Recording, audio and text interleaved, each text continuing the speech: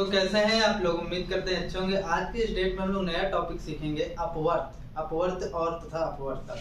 तो आइए सबसे पहले हम लोग शुरू करते हैं। हमारा नया चैप्टर ये है, ठीक है। ये चैप्टर नंबर 10 है यूपी बोर्ड क्लास 10 का, अपवर्तक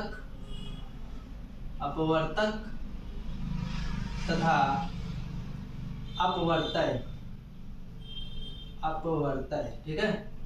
अब सबसे पहले इसमें देखिए आप पढ़ेंगे क्या क्या ये जान लीजिए, फिर हम लोग आगे चलते हैं। सबसे पहले इसमें हम लोग पढ़ेंगे अपवर्तक क्या होता है। भाई जो चैप्टर है उसके बारे में भी तो जानना पड़ेगा। फिर हम लोग जानेंगे अपवर्त क्या होता है। फिर उसके बाद हम लोग पढ़ेंगे अपवर्तक, तो पढ़ ही लेंगे। यहीं से निकल कर आएगा आपका समापवर्तक, और फिर इसी से निकल कर आएगा महत्तम समापवर्तक, ठीक है। फिर हम लोग पढ़ेंगे इसी से जुड़ी कड़ी अपवर्त, जानेंगे क्या होता है, ये तो जान जाएंगे ही। और इसी से जुड़कर बनेगा आपका समापवर्तय। जरा समझिएगा, ये दो अलग अलग चीज है। एक अपवर्तक है, एक अपवर्तय है। अपवर्तक अलग होता है और अपवर्तय अलग होता है, ठीक है। जब भी लघुत्तम समापवर्तय की बात करते हैं, किसकी बात करते हैं? वर्तय। और महत्तम में जब बात करेंगे तो महत्तम समापवर्तक की बात करेंगे। तो एक वर्तक होता है और एक वर्तय होता है। तो इस चीज पर मैं आपको आगे भी डिटेल बताऊंगा जब समझाएंगे। अपवर्तय, समापवर्तय तथा लघुत्तम समापवर्तय। फिर हम लोग जानेंगे लघुत्तम समापवर्तय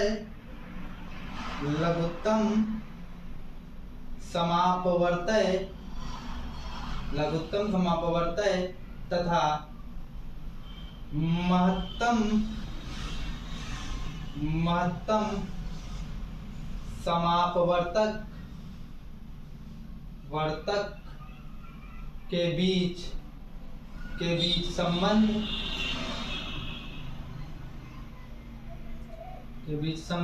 नेक्स्ट हम लोग पढ़ेंगे लासा तथा मासा का दैनिक जीवन में उपयोग। लासा तथा मासा का दैनिक जीवन में उपयोग। ये लासा और मासा जो है ये ज्यादा कुछ नहीं है, इसी का संक्षेप रूप यानी शॉर्टकट रूप है। लासा को हम लोग लघुत्तम समापवर्तक को हम लोग शॉर्टकट में लासा लिख देते हैं और महत्तम समापवर्तक को शॉर्टकट में हम लोग मासा लिख देते हैं। तो आइए सबसे पहली चीज पर नजर डालते हैं, अपवर्तक पर। किस पे? अपवर्तक क्या होता है। अब जरा समझिएगा, शुरू से हम समझेंगे, आपको एकदम ना के बराबर ये मानकर चलेंगे कि आपको ये बिल्कुल नहीं आता, ठीक है। तो रमन नाम का एक लड़का है, कुछ भी आप नाम लीजिए, वो 12 गोलियों को व्यवस्थित करना चाहता है। किसको व्यवस्थित करना चाहता है? 12 गोलियों को। अच्छा, एक चीज तो आप लोग जानते ही होंगे ना, आप लोग पूर्ण संख्या, प्राकृत संख्या वगैरह तो पढ़े ही होंगे। उसमें जो आप भाग से भी वाकिफ हैं और गुणा से वाकिफ हैं, ठीक है। तो अपवर्तक क्या होता है, थोड़ा समझिए। अपवर्तक का एक तरीके से मीनिंग होता है भाजक। क्या होता है? भाजक। किसी चीज को बांटना ही भाजक कहलाता है। यहाँ जो भी हम लोग अपवर्तक पढ़ेंगे वो हम लोग प्राकृतिक संख्याओं का अपवर्तक पढ़ेंगे। किसका पढ़ेंगे? प्राकृतिक संख्याओं का अपवर्तक। तो रमन जी हैं हमारे, वो 12 गोलियों को बांटना चाहते हैं। तो वो क्या करेंगे? कुछ ग्रुप में डिवाइड करेंगे, ठीक है। 12 गोलियों को वो कैसे बांट सकते हैं? 12 गोलियों को बांट सकते हैं कि सबसे पहले 1 गुणे 12 कर दें, ठीक है। पूरा 12 गोलियां कोई एक ले ले, और इसी को ये तोड़ सकते हैं, 2 गुणे 6 में बांट सकते हैं, ठीक है। इसी तरीके से क्या होगा, इसी को बांट सकते हैं 3 गुणे 4 में बांट सकते हैं। इसी को ये बांट सकते हैं 4 गुणे 3 में बांट सकते हैं। एंड लास्ट ये बांट सकते हैं 6 गुणे 2, नहीं ये लास्ट नहीं है। फिर लास्ट में ये बांट सकते हैं 12 गुणे 1। यानी कि अगर देखा जाए तो इस वाले में हो सकता है कि ये पूरा आपको 12 गोलियां एक लोग को दे दें। 1 2 3 4 5 6 7 8 9 10 11 12। इसलिए इस वाले में हो सकता है, सेकंड वाले में अगर आप देखें तो ये हो सकता है कि 12 गोलियां 6 करके 2 लोगों को दे दें, ठीक है। 1 2 3 4 5 6, 1 2 3 4 5 6। तो इसी तरीके से इसको भी ये कह सकते हैं कि 3 गोलियां 4 लोगों को दे दे। तो इस तरीके से 12 को कुल हम लोग कितने, इसको 1 गुणे 12 लिख सकते हैं, 2 गुणे 6 लिख सकते हैं, 3 गुणे 4 लिख सकते हैं, 4 गुणे 3 लिख सकते हैं, 6 गुणे 2 लिख सकते हैं और 12 गुणे 1 लिख सकते हैं। अब जरा समझिए ये सब क्या है, 12 के भाजक हैं। यहाँ पर देखिए 1 भी 12 को विभाजित करेगा, 2 भी विभाजित करेगा, 3 भी विभाजित करेगा 12 को, 4 भी विभाजित करेगा, 6 भी विभाजित करेगा और 12 तो करेगा ही।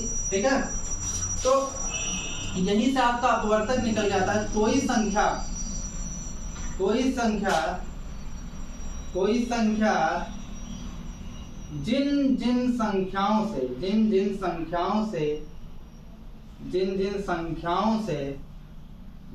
संख्याओं से पूरा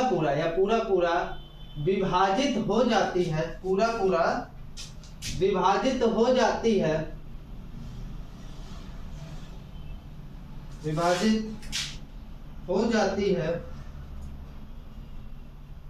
जाती है वह संख्या उस दी गई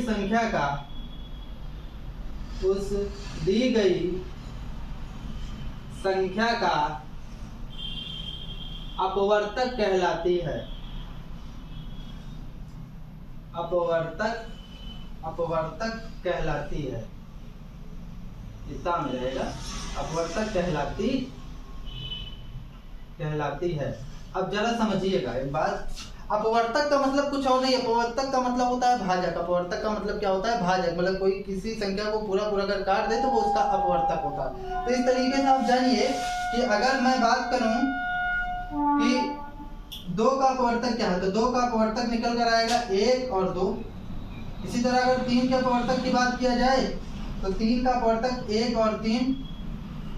4 का अपवर्तक की बात किया जाए तो 1 2 और 4। और इसी तरीके से 5 के अपवर्तक की बात किया जाए तो 1 5 और 6 के अपवर्तक की बात किया जाए, अपवर्तक यानी कि ये किससे विभाजित हो जा रहा है। तो 6 के अपवर्तक की बात किया जाए तो 1 2 3 और 6 हो जाएगा। ठीक है, अब यहाँ पर एक चीज नोटिस करने वाली बात है, यहाँ से कुछ नोट पॉइंट निकल कर आता है। उस नोट पॉइंट को हम लोग देखते हैं कि वो नोट पॉइंट क्या निकल कर आ रहा है। कुछ अपवर्तक के बारे में आप आई होप आप अपवर्तक सीख गए होंगे। तो अब हम लोग अपवर्तक के बारे में कुछ नोट पॉइंट देखेंगे कि वो नोट पॉइंट अपवर्तक के बारे में क्या है। तो आइए देखते हैं अपवर्तक के बारे में कुछ नोट पॉइंट।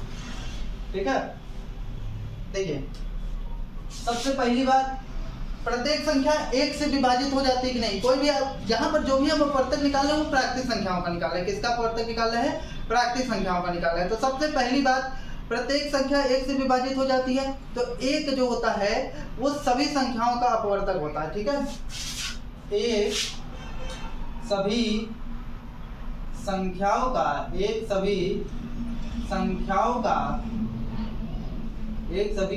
का अपवर्तक होता है। 1 सभी संख्याओं का अपवर्तक होता है। अपवर्तक यानी कि भाजक होता है। इसको बहुत बड़ा टर्म मत लीजिएगा, ये अपवर्तक यानी कि भाजक है। और एक बात हम और देखेंगे, हाँ आप देख लीजिए, चाहे ऊपर मैंने 12 का एग्जांपल लिया था वो देख लीजिए। प्रत्येक संख्या स्वयं से तो विभाजित होती है ना, तो विभाजित पूरी तरह अगर विभाजित हो जाती है तो प्रत्येक संख्या स्वयं का अपवर्तक तो होगी ना। ठीक है, प्रत्येक संख्या स्वयं का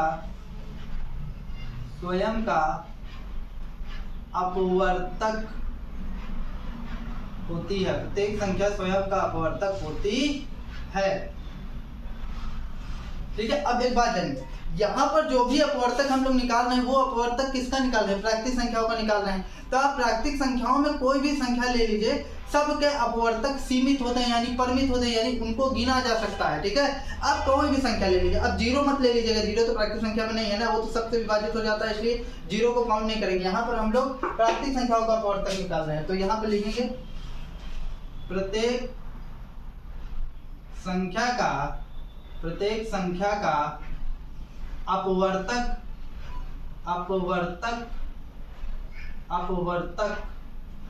अपवर्तक सीमित या कह दे परिमित होता है, ठीक है। नेक्स्ट, यदि कोई संख्या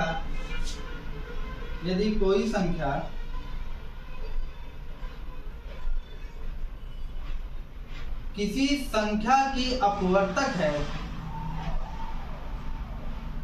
किसी संख्या की अपवर्तक है तो वह उसे पूरी तरह विभाजित करेगा, पूरी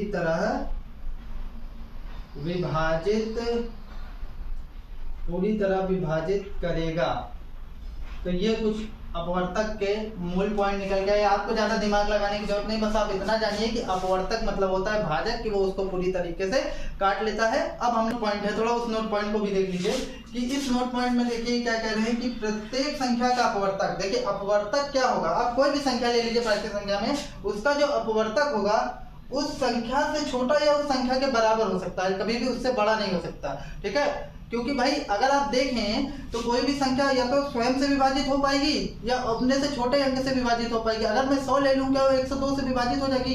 विभाजित होने का यहाँ मतलब है कि पूर्णता विभाजित हो पाएगी, तो पूर्णता विभाजित नहीं हो पाएगी। पूर्णता विभाजित तभी हो पाएगी या तो वो संख्या उसके बराबर हो या तो उससे कोई छोटी हो, कोई भी हो सकती है। अब छोटे में भी कोई निश्चित नहीं है कि किससे हो जाए, लेकिन एक बात तो क्लियर है कि अगर पूर्णता विभाजित होना है तो या तो उसके बराबर होगी या तो उससे छोटी होगी, कभी भी उससे बड़ी नहीं हो सकती। तो विभाजन का मतलब अपवर्तक होता है। तो यहीं से एक नोट पॉइंट अपवर्तक का निकल कर आता है कि प्रत्येक संख्या का अपवर्तक